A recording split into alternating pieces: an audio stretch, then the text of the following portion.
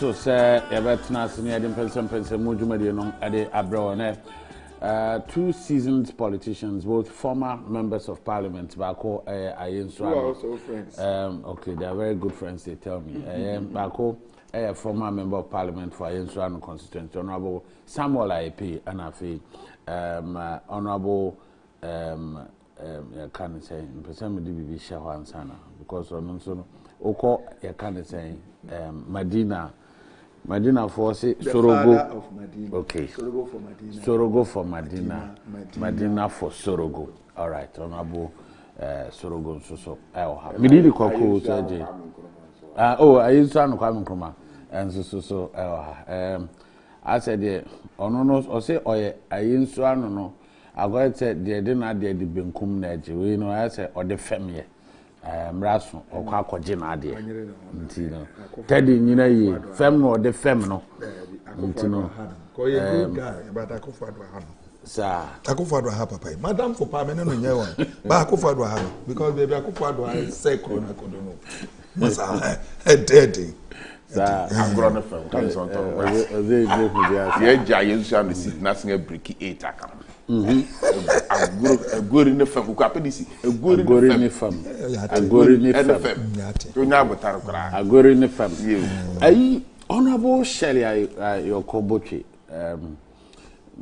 you see or the same bi no matudwa na say wa kasa e wo kwan bi so ama nipa bebre bi san say bebre fa the ekoso passport office and said the nanka aban bo ne ho modern say ko betimi ama ne matimi akoso said the sefata na so nkofo bi form a cartel na omo adwuma mo enso so ema passport je akoye din china oh say the digitization aba any de kaka ho na enso so no individuals bi no force manipulate system no to make the whole thing look like something. I say politicians, civil servants, public servants. Omo de any so be discharge duties a be man for ho hin ai omo. Emma eniema eye den emma nkofo mum instead. Yanko ne yanko tie de mami e kan e obi a na afi mama mpanifo de omo anotum na yakoye ni. There's too much happening that really shouldn't be happening within the passport acquisition system. If we talk about Goro people, these Goro people are outsiders. They do not work on their own because if the Goro person collects somebody's money, they need to work with somebody from inside to change the dates. They work with people from inside. I'm not saying all of you, but there are some of you who are engaged in it. And this should stop. The blame is always on the Ministry of Foreign Affairs. Meanwhile, it's the agencies, and I'm sure even some of our staff are involved. Public servants who are supposed to be giving public service to Ghanaians. The Vice President has led the digitalization efforts with my support and all of my officers to put in place an online system. Now the online system is being manipulated so that people can make money off it. There's an investigation going on and some names have been mentioned. And there are people from outside, a cartel who are working with people from inside. Anybody who has been here for more than a year, from Monday, please do not come back because you've been changed. We want to bring some sanity. Every time politicians are corrupt. Meanwhile, it's some public civil servants who will do things that shouldn't be done, and then they put it on politicians. We come, we do the right thing. I'm trying to bring sanity into the passport system, but no.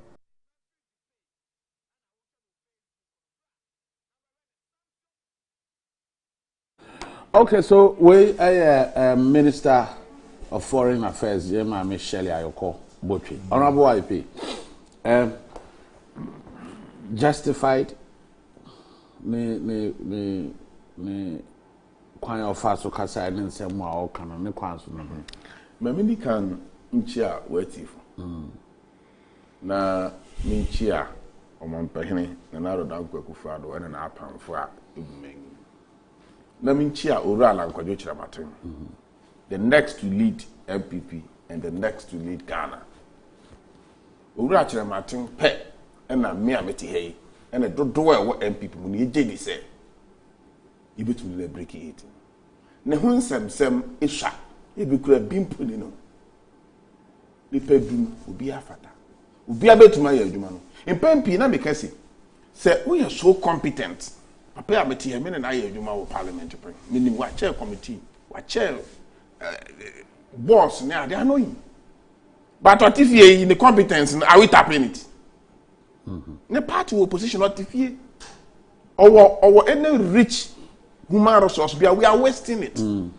it will say honorable Sorogo competent GFA no nko ne ye de nako ne ye lose power now the competence ni be trafia the party the government is not benefiting from it imomu no honorable Sorogo ye more competent than me na me ye popular me kwa me win power me win power ni wi a no the competence no afiansa na ebenya ho mfa so near a sea Kumasi last week. I'm now Alan Kodochira Martin. A Kumasi, na near me win. At a point in time, we share our Facebook live. About 10,000 people were watching at the same time. 10,000 people were watching him at the same time. Nipa soon, mami be apanyibi. Soon. Ahemfo kan sama kase. Tsunami na ba no. Mehu. What dey we topic no. Deputy Minister, remember how? Deputy Minister for Railway Development. Chance. Tsunami fan ma o kan sam bia me kra me tie chi no papa yo ya akododo. Na bo No. MP for Asante Achim Saf. What does Asante Yes, the current Deputy Minister for Railway Development. Okay. What's a mean to mean so? Or you do a minia? Oya Asante Boateng. Yes. And then railway no the ma Asante Achim phone kwan because now a lawyer. Yes, on a lawyer Asante Achim Central. No, only a North.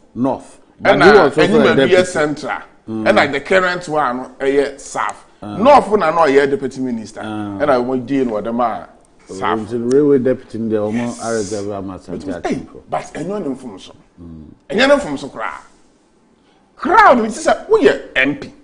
Now delegates on Baba told you about next primary. Say what then? Na Alanchina Martin pie. Na delegates ni boto so way awanya sama obeka ama what's up with delegates na ni ano kan. Beshi. Beshi. Putu grafo bi wa fa no bi refi abeka na kachi.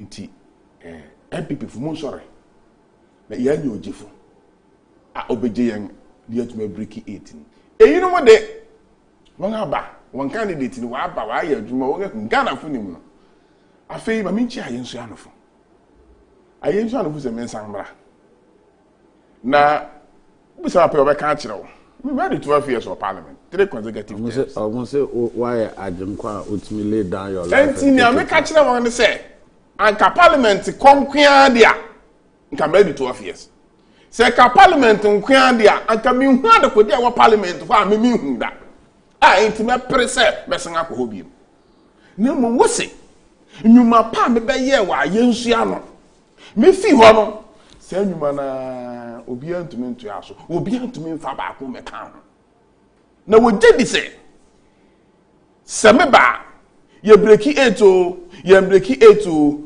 betuma aboa e san se bra na me ye opposition for 8 years no wura Sorogo no power no e na me boa ma yensu ano nya afa ahudi me ye tew ye hu fi su hum kra kwa kota ho me ye chema bi nya sum municipal assembly me e benya yensu ano this assembly into wo frame ayensu ano kwa me nkroma sasa me na me di dom na nim ayensu ano me kwaje fa ahudi e de ma ayensu ano me ka sa asem ya e ya me pese me de na ase kese e ma onabo yiri kire then the local government minister share me bo no di manim bua me NDC oh his personal contribution. His personal contribution. His personal contribution. Who was then the local government minister?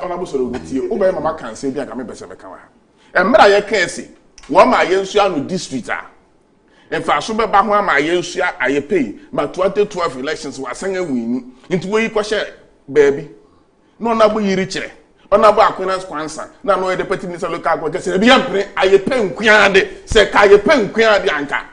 So these are good people. So the party NDC government was not in favor.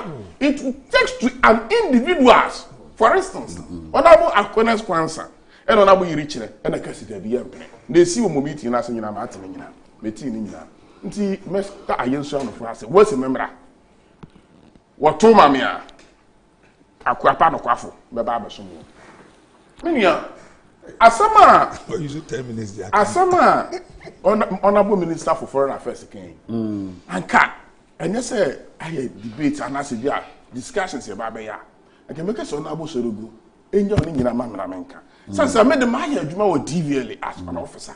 Sangoro free. Men were my Juma. Men were not pressure. And I got to about 2008. I used to have primaries. Now, Miko winning primaries. Now, me resign and I'm where you I did see them so Miko Juma. Me pray where you yeah.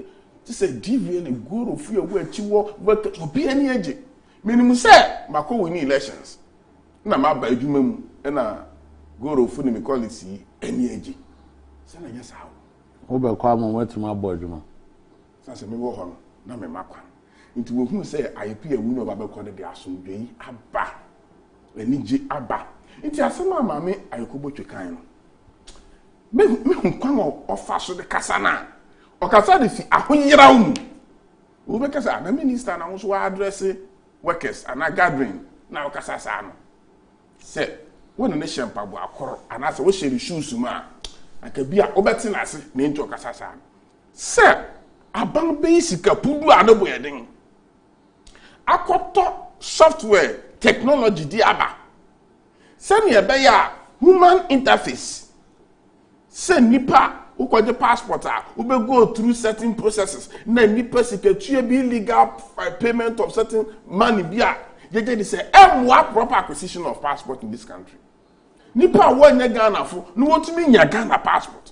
Ye pese yi ni nyina afiwo. Nti yakotwe sika no bo ye den de akoto software de aba. Na obetuma tena fie wo fo yin so. Edu momo etua passport fee. No we process it. I download pictures and all the requirements for birth certificate be with software no so. Na wotumi agi date e software no so. No wa kwagina about data na won saka passport. Na say me ko renew me passport. The time I call passport office, I better mensa a Kwaku machine. So I go passport office. Accra Digital Center. Almost set a passport office war, processing center war. When I'm a queer, I'm a Kwaku machine. So you taking me bio data, try me photo, and then printing me passport. That was the only moment I went to the passport office. When I said, me passport. It will go to my nephew in the comfort of your home.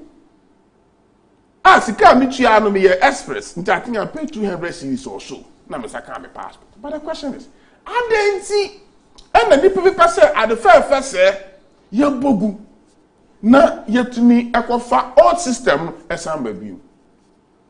And then nipa bi still I want who go boys, why you want agents. Na me de na catch the mama ayokobochi before my colleague say e get to me but the side na am DVL some time ago I won't find you be boa. Called GPH, Ghana Port and Harbour Authority. You were registered agents. So you can't call them guru boys. Registered.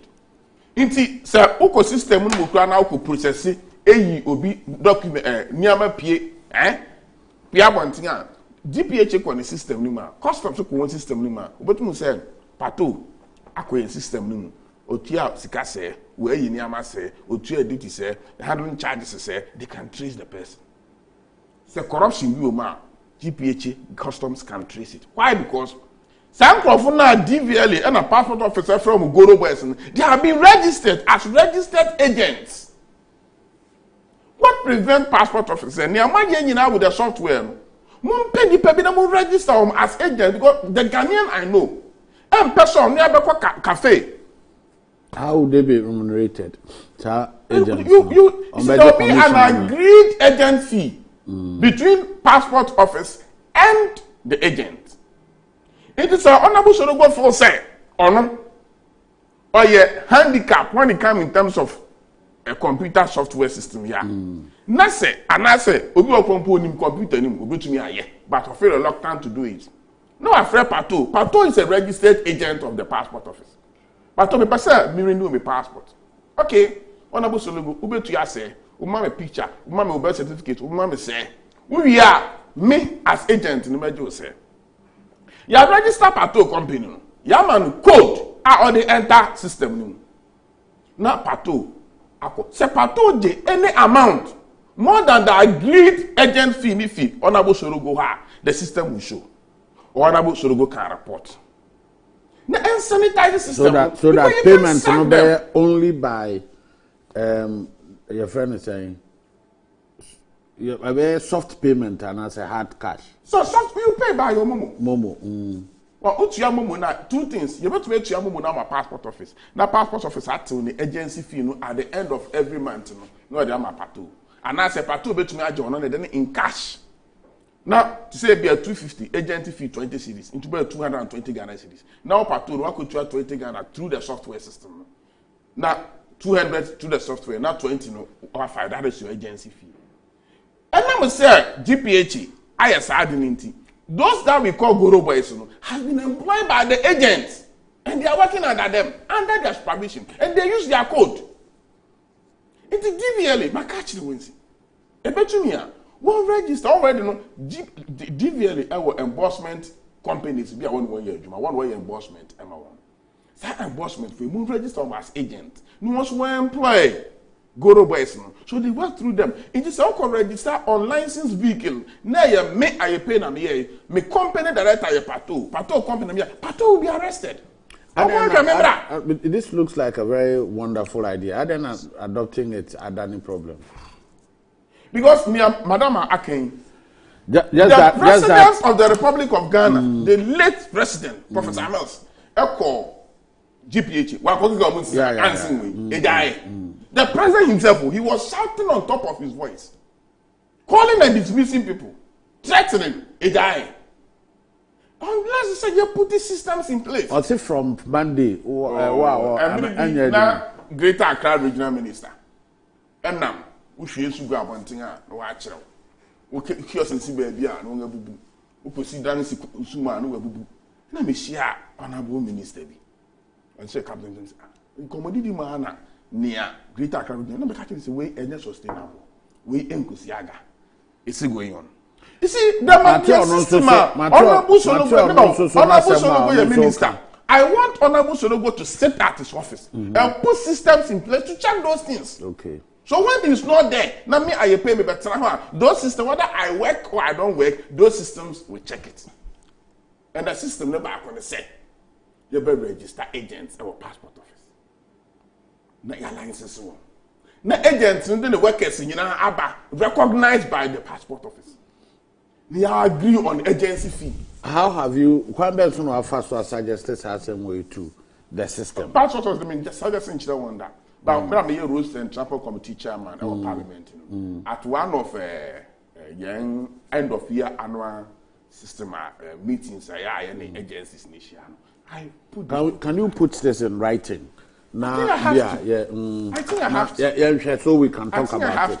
Say, it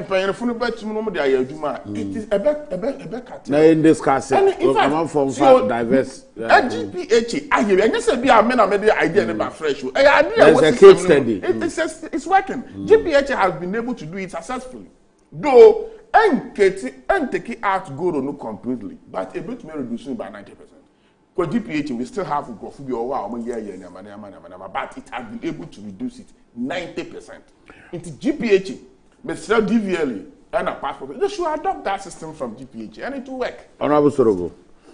Well, if he said, Transidin TN say Okasa very good, at least 20 minutes. Very nice. Hey, open time, man, fine. Open time, I get open time. David, oh, your time. So starting 9:40, 8:41. Some of them have me time, no problem. But you know, can see, I'm not bothered, but I'm just telling you exactly what. Oh, Massa, the issue is say, who took more money for? Not to a crown, so not to a craft, not to a craft. The question is, Adwene and the whole system failed when you want to. What is the problem? You okay, no. Born for a system failure, near maybe a fail. Adwene go for rush for passports. Why say every day people are rushing, they want to go for passports? Why? That's the first question that I ask. Because there are so many things. Ghana is a lovely place. Hey, passport, what is the essence of passport? According to you, near the two coin. Apart from the Supreme Court for Becca say a birth certificate won't mean find you to say a bench or a Ghanaian. Hey, say Christ who quite register. Electoral Commission try say I just want you to Ghana card. And the passport, you reduce your passport and in first one you to say who go to Kwanya and our passport. Meaning, Adwene and a Ghanaian say rashi opia passport. And you never start here, but Adwene na ba yet din. Adwene was up till now. Almost suggesting ya walk can you cocaine passport on still a just 1 or 2 places. Why? No, I'm coming. No, not decentralization. To what level? To the regional level. Exactly. Regions yes existing.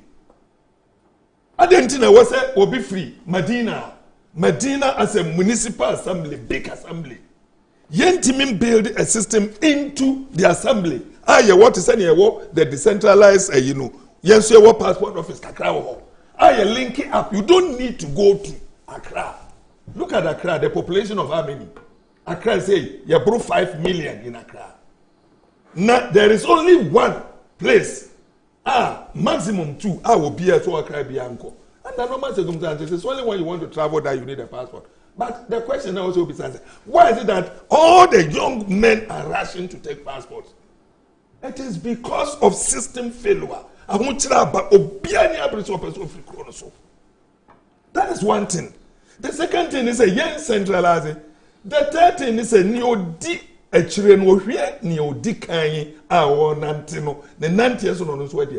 Look, I pity Ayokoboche because we were in parliament just like you said. But Sabekaya, on one embassy, no way. There was this building, Omokwakoto, 5 million.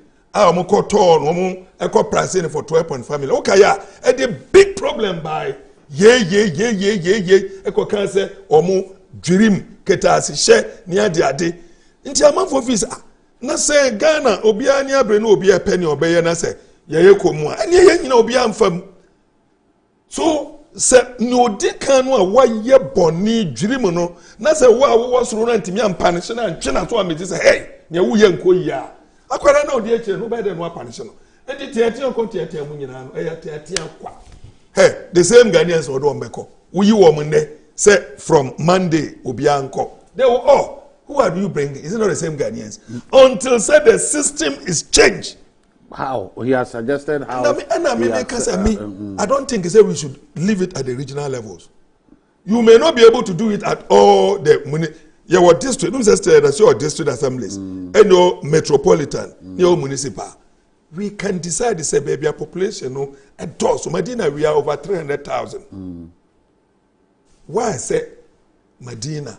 So, be pa. You see, new assembly. So, the government must start thinking, say, every assembly, because passport is continue free. If they need to increase the cost of passport or the fees, because in fact, even though they are taking only 100 cedis, people are prepared to pay 1,500 cedis or more, 2,000 to go and take a passport. So if the government makes it easier, say you bet you have 300 cedis or 400 cedis. Now when your passport is easier, when and one conquest for agent to 2,000 as a thousand. So how do so at the various decentralized assemblies, they should start having a passport office. Passport office. Yet to me, at least we can start with the the municipal assemblies and then the metropolitan assemblies. You don't need to all of you go to one place. That's number one. Number two, a binary season or start to chan and go forward. Yeah, I mean, so me chan is a wamagana for a bread. What would you overcome be about the agents now or can because these agents bet me about you can be in Gene or you can be in Fetenta.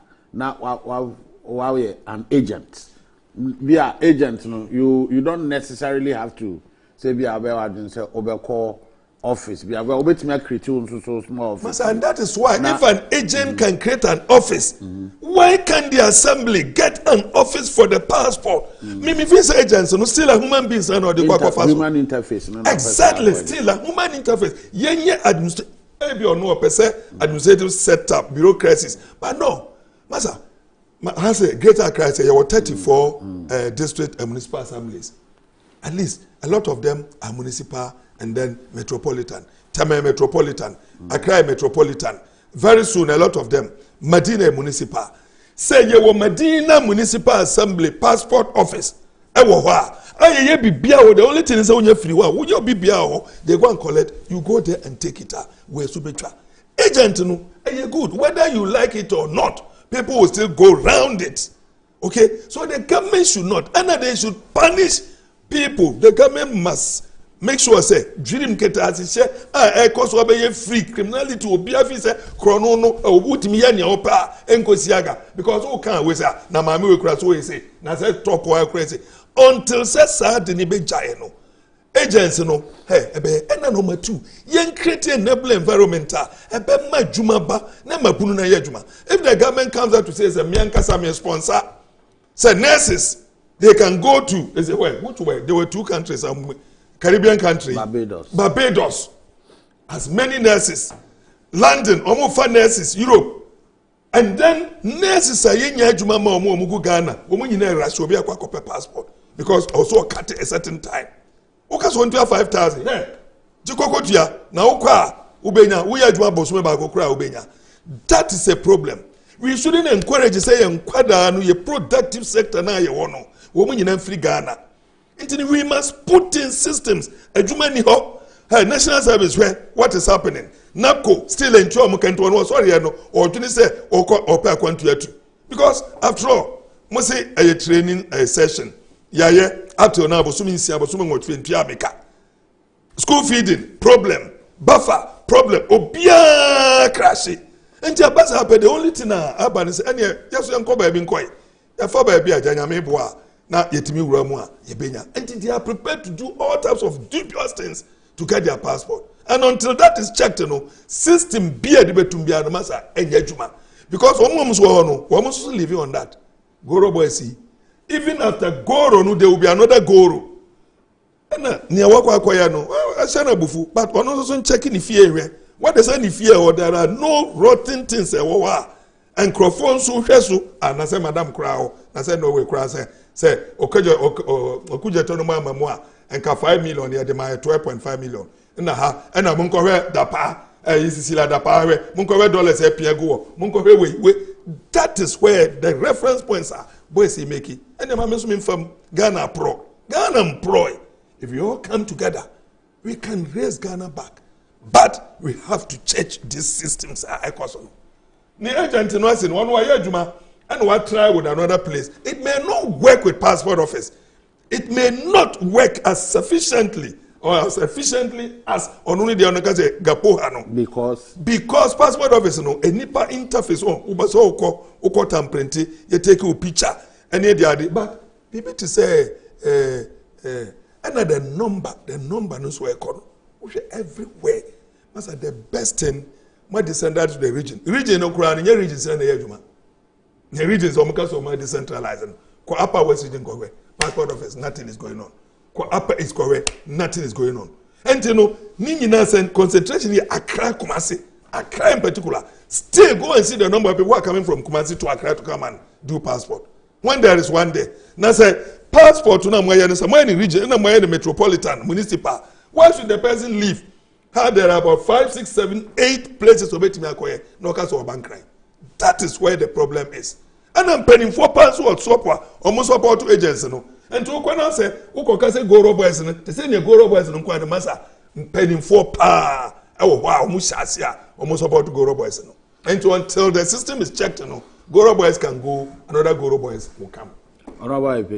Well, I'm surprised to say idea. Yeah, can they find solution? It should be a national issue I discuss. Yeah, so a national now, issue. my senior brother per se, or the Adwene eco-far politician. Oh, no. Our politics. Because as I did by passport officer, now me and woman. So I go to system. This is the new software now, I'm an better as it were. At the point in time, that's where now guru boy pass on some Ghana passport over. Oh, no. Into me pacho. My young find solution because near all cases here. See, I think you're not see decentralizing it too much. Now, will be our fair if you had your assembly, baby, I'll call your passport. Actually, my passport is very too common. I think maybe I would to call out the Ghana passport too. Now, Nigeria need the Nigerian passport too. Wait for your passport to Nigeria passport. We shouldn't make in such a way, say, oh, quiet, you see, I don't crab, I could take this assembly, one passport, I want to work for. And also see, I'm saying, yeah, able to me at the Ohawa Braya Kakra. I was saying, I don't know agency or suggest agents, because if I can just call an agent to do very well. When you are if you have Boba, what to me at the BBA of agent, the day I call Harbor now, Quack them. Abefi. So I also a passport also. The da agent. No, but if we are able to procure all equipment, a bit me aboard na systems here in place as efficient as possible. How would it become? Mankase is very bad because you can decentralization a process. To say nyame out me to make decentralize at to the regional level.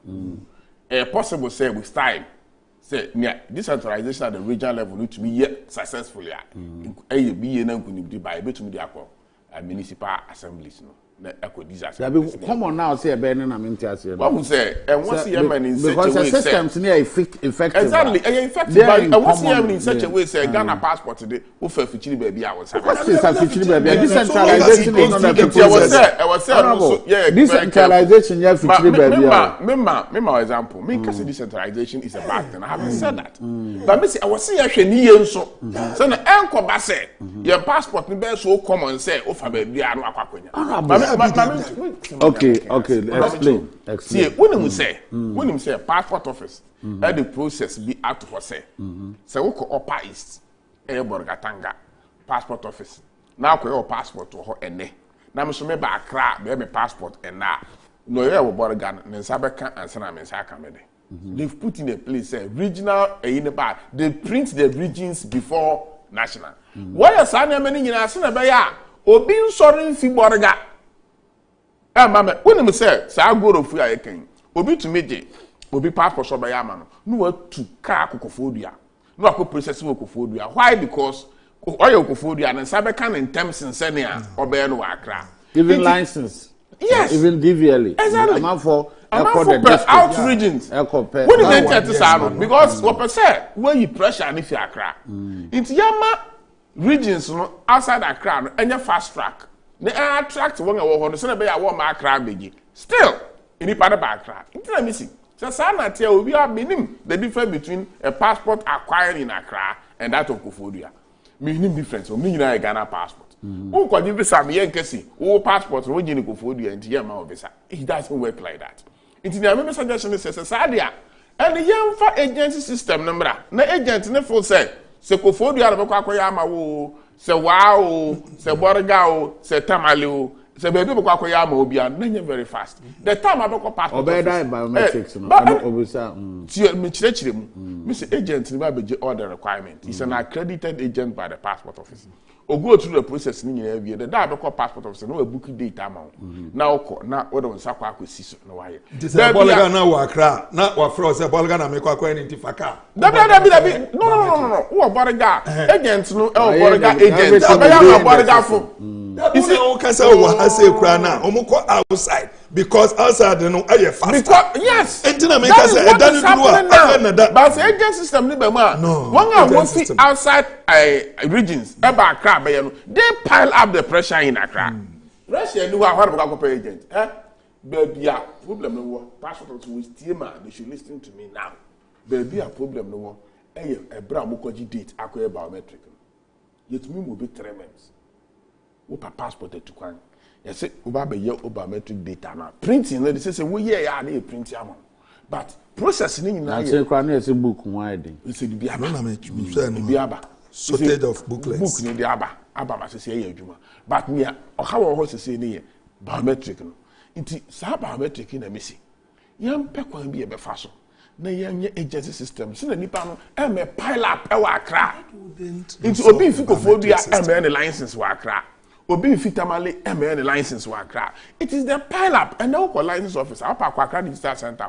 Last make Kwaku me book notebook be say. Ye page. Now say me den be begin somewhere in August. 3 months ago.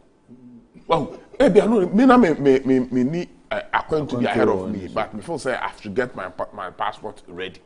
But obi go ori tukwan want me try for say 3 months no he wonim say yenga munti amafu ni me ni mo radio and TV me fi passport office one enye passport but agent is Accra Digital Center ho me see appointment ni nipa for approach me mu a won yan twi one date mbra na nim so the problem is say agent be some yenye system failure it's such it is say ya pile up and ni nyina wa Accra why decentralized Accra na make decentralization but decentralization so our district level now e be easy I don't know how say e be man na we have not fully utilized the regional decentralization let alone yes I no kware regions need be empty why is nipa a pile up in Accra Jehovah and so son of God for Jehovah God.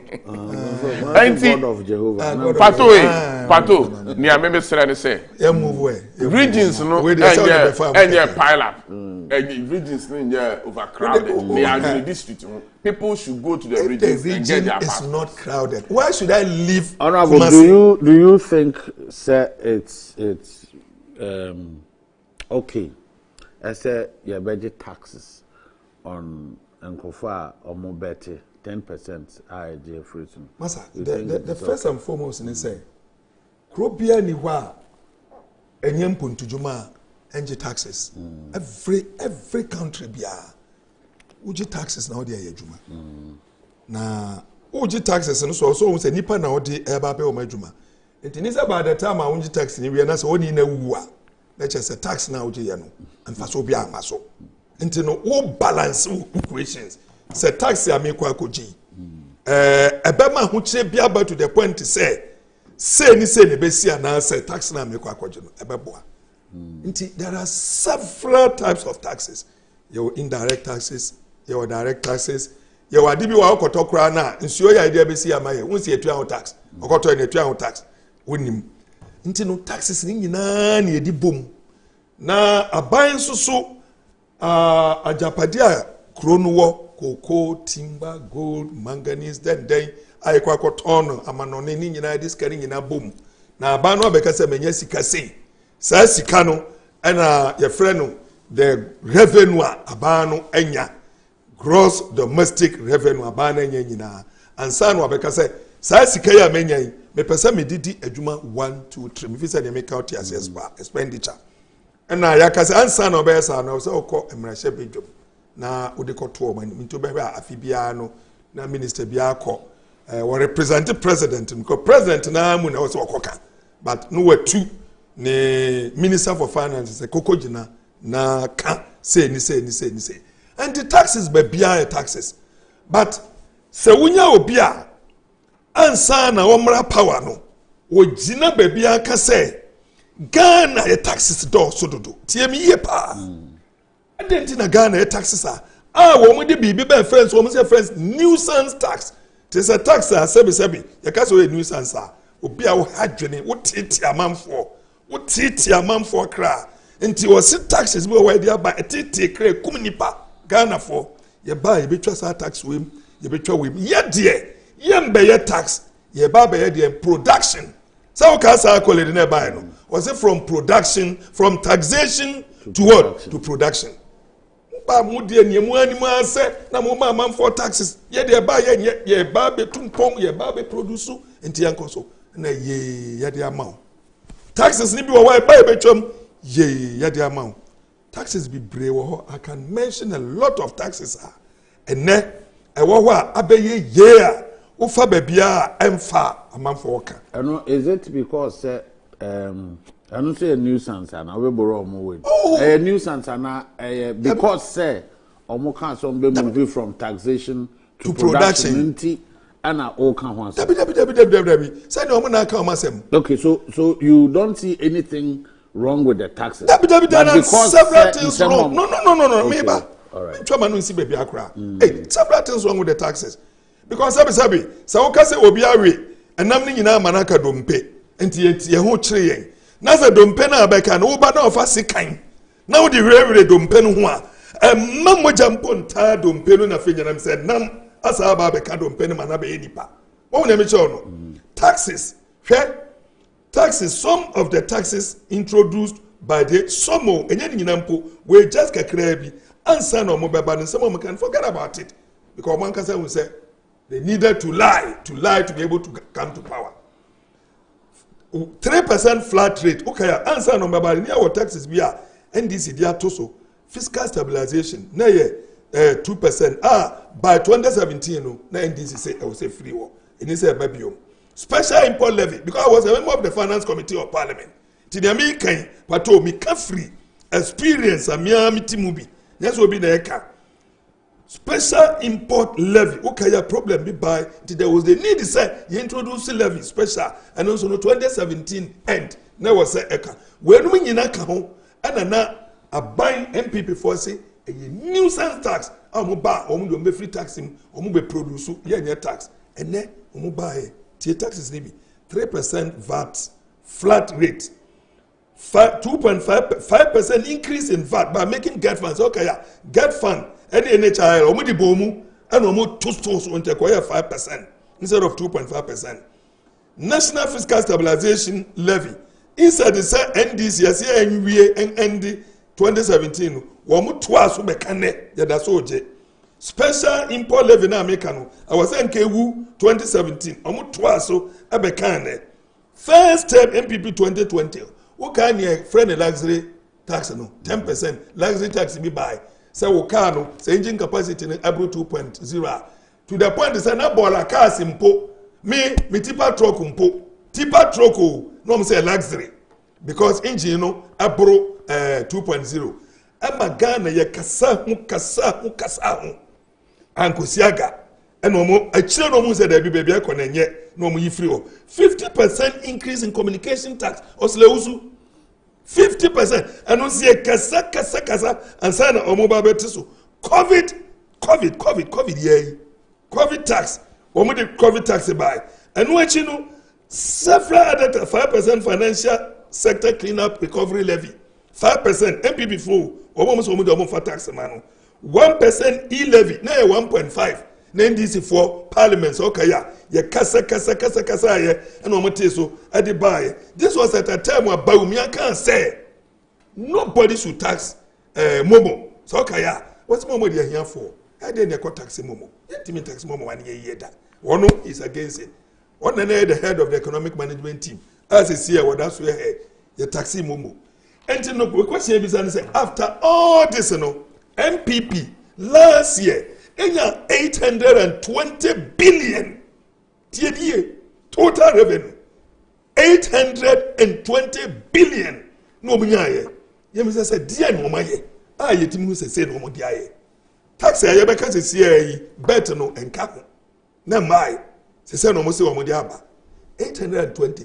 Compare that to John, I will under 230 billion. Total revenue those days. Nahwe Juma John D. Ye. Nahwe MPP. Baby, you free 120 billion see a deka. And ne Kwaku do 740 billion and a Ghana a deka. Compare time your import cover. Say BBC a Ghana for your 2 year punumina.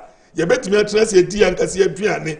Ama ye 3 months. And then we are talking of 1 week. The question now, much taxes in Nadia Namudi ye.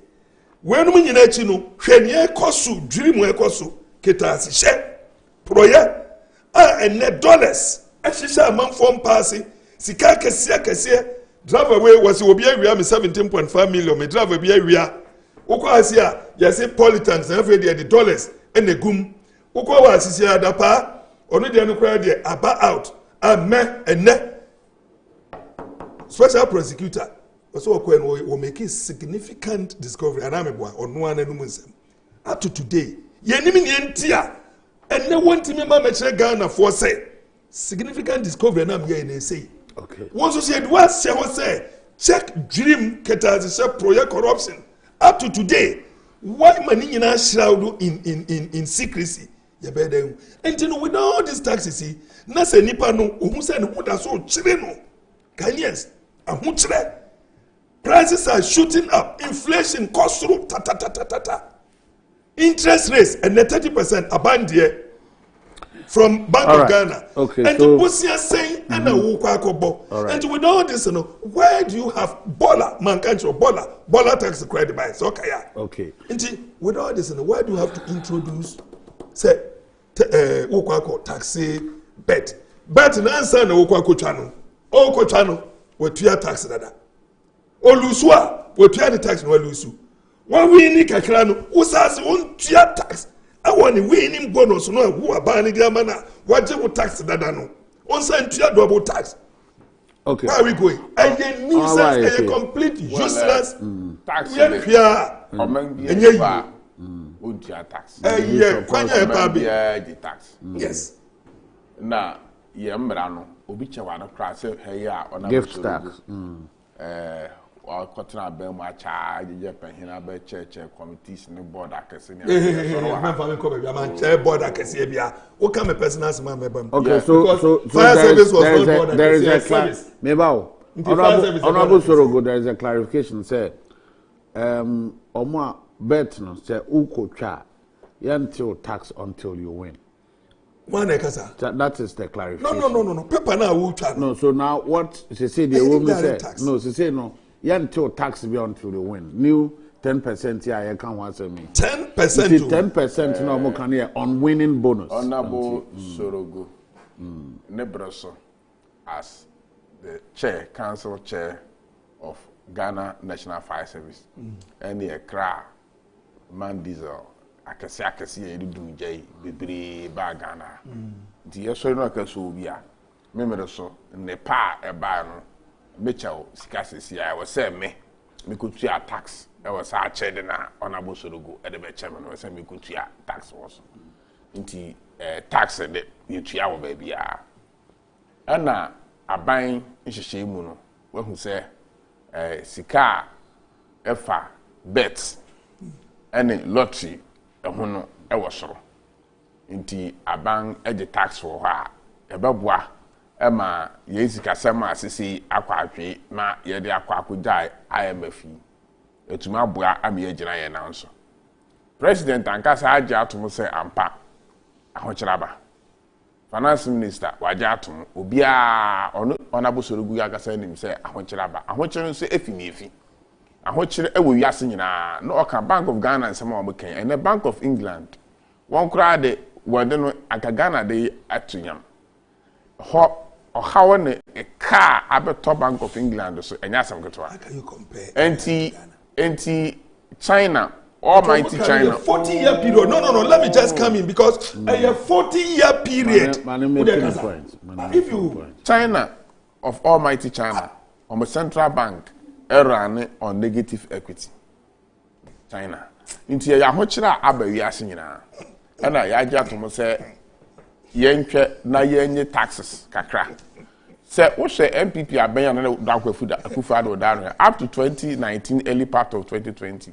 Na nsema ye kan say we are shifting from taxation into production. Na gusu ya adwuma one factory owura alankwadwo chira matenye da no factories ahoro ayesi till COVID busiefo ene Russia and Ukraine to koye ene nam so Kwaku pie wa Guinea DJ eba mu nyina no na ye economy ni jana na so na emumu no ba bi a me pese me party MPP party ene we aban it is aban ni tuanamon bi na se ya party na say party ni tumi sori no okasa kire aban no me de me dey say necessary ehu hia say ye nuanom a etwa bet e de lotto no wotua tax because utua lotto na wudia utua tax even at so bi chamade na metua tax wo so a denti na mekotwa bet ana lotto na me wini a metua tax na me je de say time no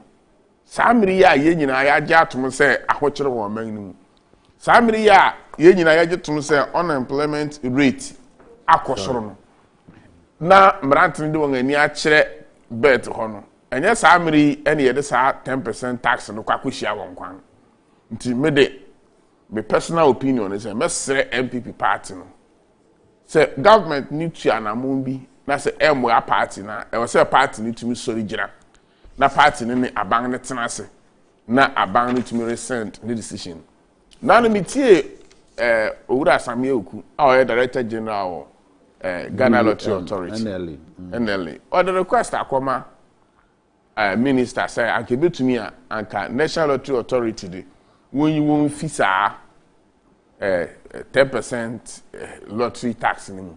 Why? Because Ojedi says basa e be many pa bebre ani nye hu say wo betwa lotto no. Revenue so call no an ho. Revenue ne be ba for. I was say aban ministry no menim. I'm here to see analysis bi cost benefit analysis bi a o maye.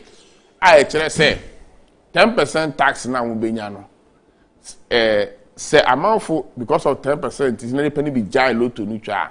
Sika hina lotteries be lose.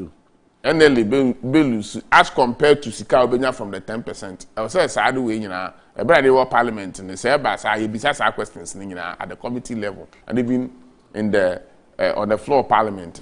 Honorable Sorogonum do ask these questions. Now what they aba analysis na ba na ya say which one will benefit. Einti enet me bi ayemu bi. Ye kasa ye economic management team. Sa na ma we nyina no ye obibi efe no Honorable Sorogo be kaya no objection letter. I was say fi economic management team what the parliament committee on finance. Based on it see akopa bosia kra na the economic management team has produced a no objection letter because when our manage economy to support the government. Until we propose as our whatever corner. Oh, about so introducing 10% lottery tax. What does the economic management team position on this? And so never pass a tax in our parliament. You know. The economic management team, you know, I was saying what they want no objection letter, but near who say I'm a cost analysis. I'm a convincing team, no my team, no say I team number. The vice president is the chairman of the team. The governor of Bank of Ghana is there. The finance minister is there.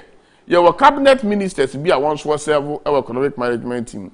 Na National Development Planning Authority. So they put their heads together. No matter say ebeboa na asemwa. Na fi the reports no aba. Nti ye be say economic management team they should take a second look of this 10%. The party MPP because ye mu bi o ha ye me ka kura no omunyim firi ho anansa omonte so. Me force was suspended for now. Because you know our banny at it in the ass. Near the youth, no, suspended after my cost benefit analysis. Was suspended for now. No, but you won't say back. So we see me catch we are me catch it we see. Samria ye nyina ya gya to say ahokyere wo man. Samria ye nyina ya gya to say unemployment rate e was so. Samria ye nyina ya gya to say enye samri ena youth no eguan afa betting one because ukọ baby a why bet na ukọ hwe mrante a egu ho samri ya why sa betting ya e o say ye ne bi e betwe won afi ho some form of employment na bi a why egusu a o ye na about 95,000 workers a youth and we employ they should do more na yan twin youth ni fi ho because something we get that so any nyina very well. Yes, very well. When him say ye pam nipa no be agban fa benkum na akwoto gate ni ma the stampede beba. So be a person pe bi na me bi esi wa Accra Sports Stadium nipa bebre wi no. Nti me point ni say enye sa amri ya ahokyera ba youth no egwan afa ba bi na ye kwakoto pon mu ba bi a omu gwan afa no. The stampede beba. Nti won twen ansa ne ma ba tuto yi. Me be we did so say say IMF aba system no mu na ban so nhyehyɛ odi egu akwan mu te say why ye some aye kan unemployment rate ye be reduce. Inflation be firm, never will get better. When things get better, now for yes, oh, yeah, sure now for 10% here suspend ye. Yeah, farmer na me I think a thinking went into the decisions here budget taxes or a friends. Any? Maybe I told me about. A buying word the other size can now or budget. You said something which makes a lot of sense to me. DVLA for a day, Samuel Ku Eka say, a very uncommon exemption. Because as I don't know for Muchano, as what Uchano and yes, you can't buy one because look to see a and 1 year development in the Etiato. Into no say a quest and uncrophobic because as I mean, and none chakra, as so better. But I'm going to mean fire drain Kwambu. There might be, in terms of there should be a research proper. Into say, ye better because I'm sana, I buy back because ya much a woman. I can't hold into our bank as any yenji kakran free. The found solve our problem when ye free. It's a make ye jai cross a yenji. Says Kayabeno baby for a bank should go back onto the drawing table or the drawing board. No one say apart from 10% lottery tax and he BM. Because we are talking about issue with the youth. And party also going into elections in 2024. I'll say you how I be handle some of these things. Nanka youth unemployment, ewo fem, and youth ni bebre, ewo secure job. And the other way for her, and know how, but as a baby, you go and cobiano, a horse or the cane, a tying alcohol, a the associate baby and hangba. Until yende, yenim say MPP naying any dash. Ye try your muja MPP nebeba. Ye per se MPP breaking 18 years power. Na ya no ma bribinti.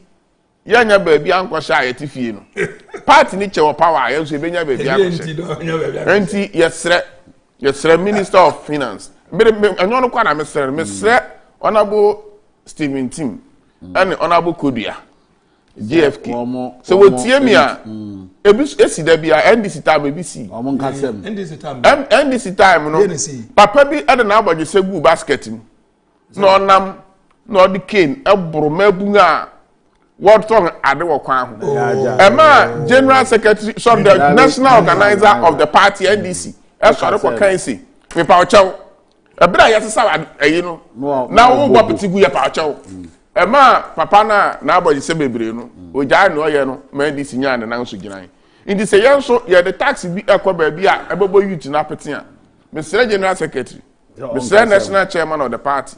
One the finance minister international. No one shall say baby for free bi wo ho a ye betumi akwade tax no enko ba say ye de ma begina youth no so abo nga pete.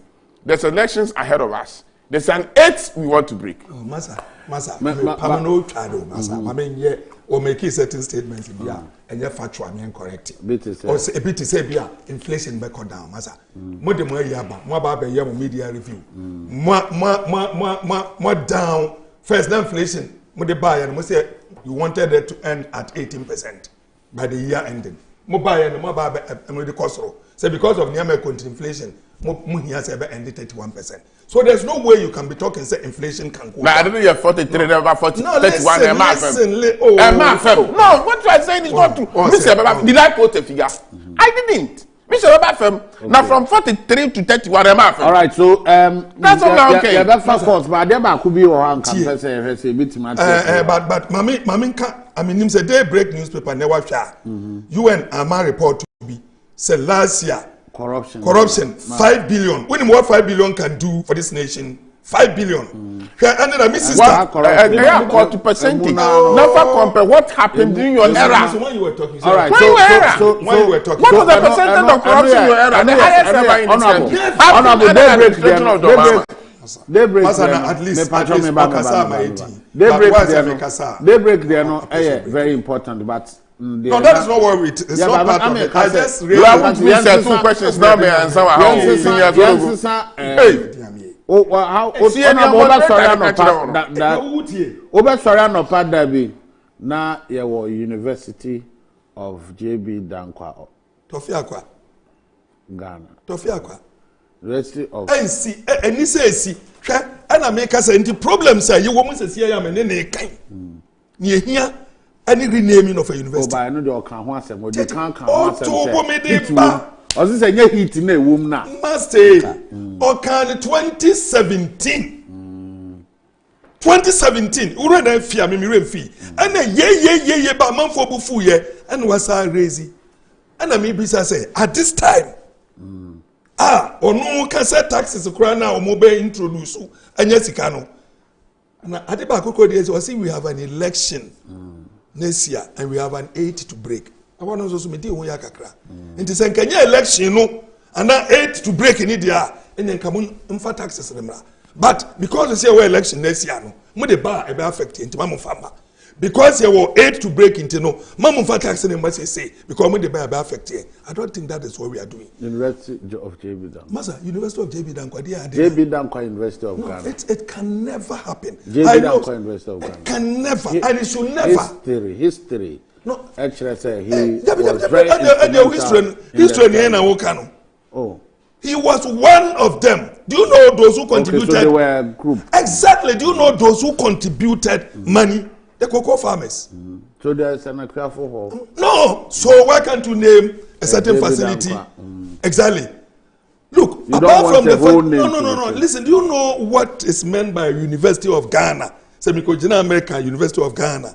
Do you know how we suffered to get that established and accepted in the academia, the whole world? So there is a University of Ghana, our Ghana. Wouldn't say no, and they said there is a University of Ghana, baby, be a Ghana dimba. Why do you want to go and name it after an individual? Don't forget to say, Nana Akufo-Addo say, Dr. Nkrumah was not the only person or a founder of the nation Ghana. And you know, and what change it August 4th. So instead of the Founders Day, what they in a to I'm a Founders Day because of it. Was it the big 5-4? It's a big 6 or it's a big 4. Or you not play role to a year free. If that can work, why should he even be thinking, say, JB Dankwa? JB Dankwa. What about the woman saying here? What about the California say, okay, your master say, Messi University. You know, it was a Gold Coast University, college. And San Yedi, ISIS Amber University of Ghana. What about them? What about the workers? What about the first chancellor, the vice chancellor? Master, how can you even talk of that? Right. Until in the American say, there is no way, and him for this time when he pay, and my sister, me did it, my firstborn, or call Rich Hospital. Rich Hospital, where you, one mammograph, or me say I break it down. No more so police hospital. I'm telling you this for the first time. Me and my sister, me did it too. How I mean by me find what is here. For Uncle Police Hospital, Uncle Police Hospital, almost so very sorry, mammograph and I break it down until we can. Or testing enough for. From there, any amount of papers won't go 37. So he was able to do it in 37. Two no way nya baako no almost say papa na warrior X-ray especially no wa man enti no so ni obi anya dwuma enti ochena masa at this time we should be talking about that. Look at Boku 200 people were killed. So you get a lot of examples. We don't have to be talking about this. Is it what we need? University of Ghana and Cameroon woman ka ye call back akra na akohwe say ifinfa na bai. Yeah, and the history ni me wan. Na ye wo Goku colonial masters. Na Obeko University a ukono wo UK. London. And na ekoba say London University in UK. Ekoba say Yapasi Yenya University in West Africa. Oh, say history ni eko. University in West Africa no. Sadia Yenya one university a whole of West Africa. Ibadan. Ni Fanko Ibadan. E Nigeria. Ni Yenya one university. Hona JB Dankwa. E sorry no si Debbie. E hu be hia say Ghana Benin University. Sierra Leone Benin University. Nigeria so Benin University. Iti JB Dankwa fi ase say organize some elite Ghanaians. No more protest setting up of one university for West Africa. And the governor no ho sa abre no. E appointed a commission or committee say in some JB Dankwa kan. I didn't know say wanted history. Committee ni say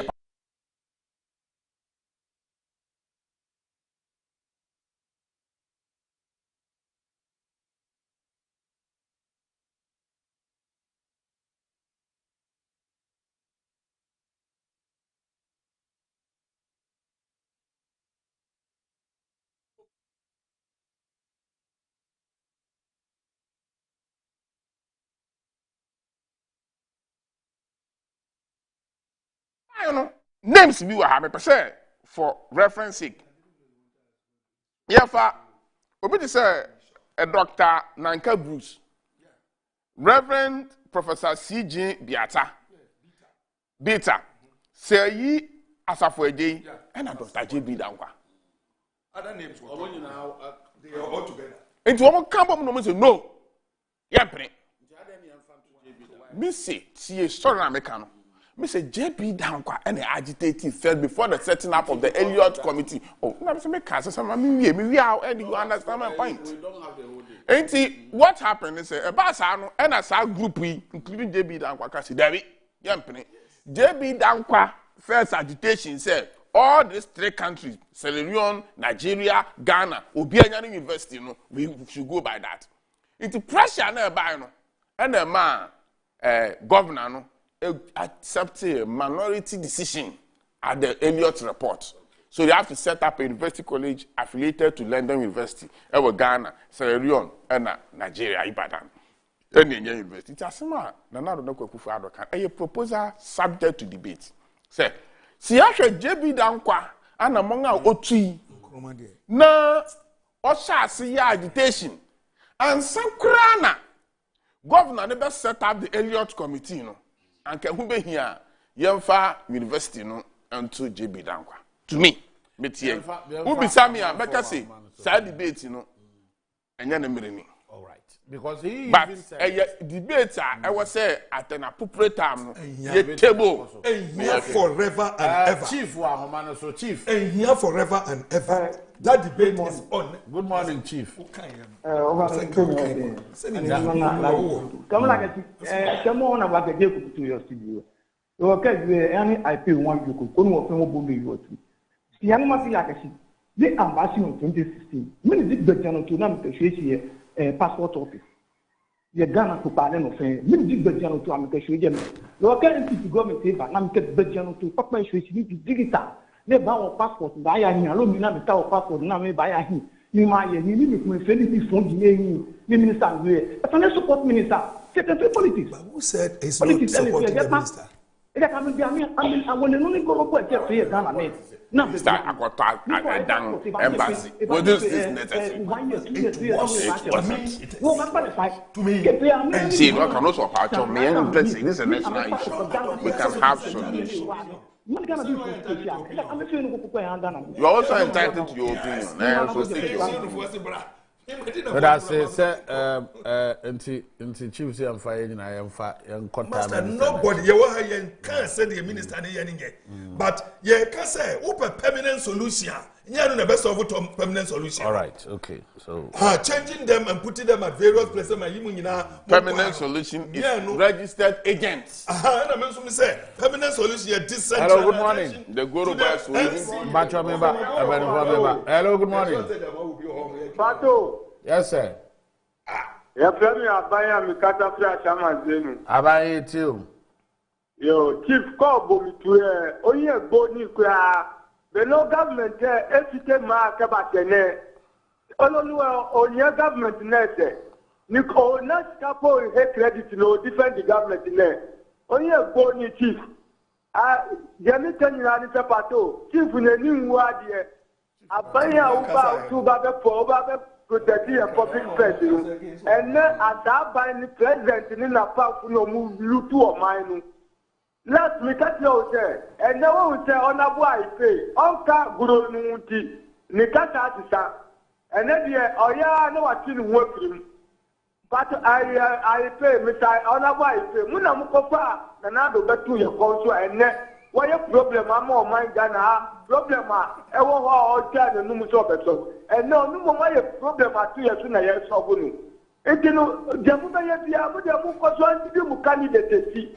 Missy, and I'm more funny when Mupani I find some best I do the whole Ghana apart from a country region. Do another flap on Yasu, and then I'm more funny when Yamika. Okay, 0200-854-255. But you see, I have one seminar and now say that I say COVID and no Russian-Ukrainian war. Tisani Ghana and Kwa, Burkina Faso, they are growing 6%. Nigeria growing no more. They are growing 3.6%.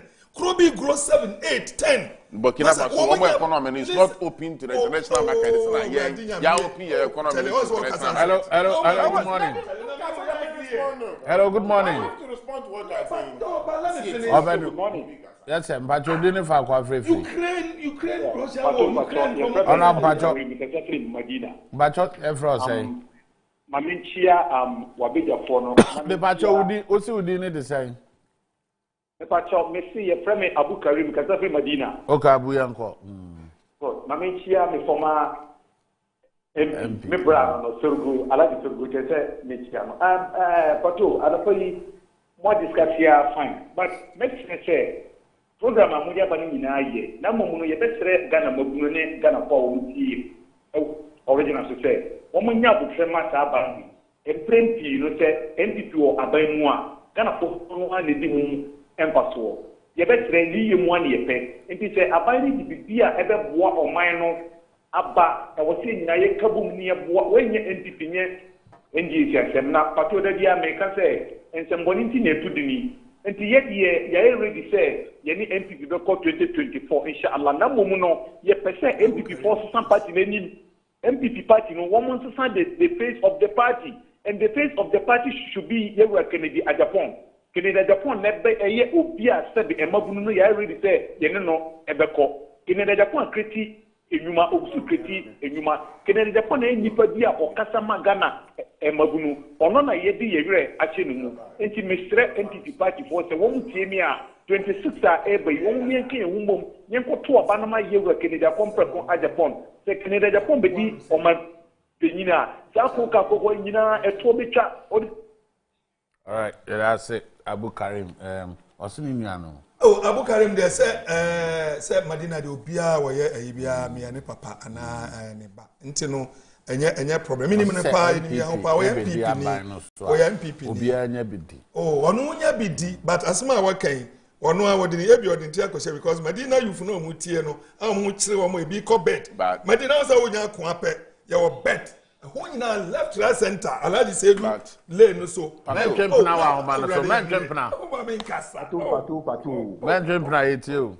na minim say abolo oti nkran ni so meka hausa wallahi talai NPP 2024 ya mutu kana na Odon bajoji oze ya mutu kana na 2024 won be ya mutu kana na omu so ni University of Ghana no enam say JB Dankwa oni Nkrumah in Kampa Penti ni busuafo aba abedi o man so ntom pese o mo yiza kwa me Nkrumah di Pato wan ka se hwebra ye bra o man mu editu ehia dan festival for mu bre mi makola small boy we okosto 30 cents every day tomatoes akoso ene garibo a edinsi ebro enam yentimi nto yenya petrol ento enkopu yeni car for prepare petrol yenya premise for ento hwese nyama for bre hwe bibia nkofo da nkofo bre mu de hwe nyama cost tax akasi ntutosa mu din passport office airport carbon adiadi nti ande for mu dwen ho edin na ehia wo mu by this time Pato edin keke na ehia wo mu on person mu yang Nkrumah di nu invest Nkrumah de gusa na eden ifo entenji aban bepiri aban entenji aden na ko fodo nko aba oye je bidan ko buseni o tenji di ayeden edin na hia un se to wona ye di ama wo mu no se wa hu ene MPP ni na oti ho no ene ohura ko di alachemanti echiri on hwe so ubakaya obetinary and obi and about ye competent or Kenya or Ethiopia study and know your economy and the economy na best in the whole Africa today uhuri ako di alatemanti siko fans no mo kanedini siko fans no mo kanedini minu le blame omu so mo bo na so bo video that and mo tia nka mi gini so mbe Pato mini na mi yeduma Whether cement twempna say I want to say na nipa obona baswa ne Me menya bosom o shenga bosom fia start we say why abaduaba say bosom fun de ni kire ha e be kire hwa che say bosom fun anga say decide so be 10 no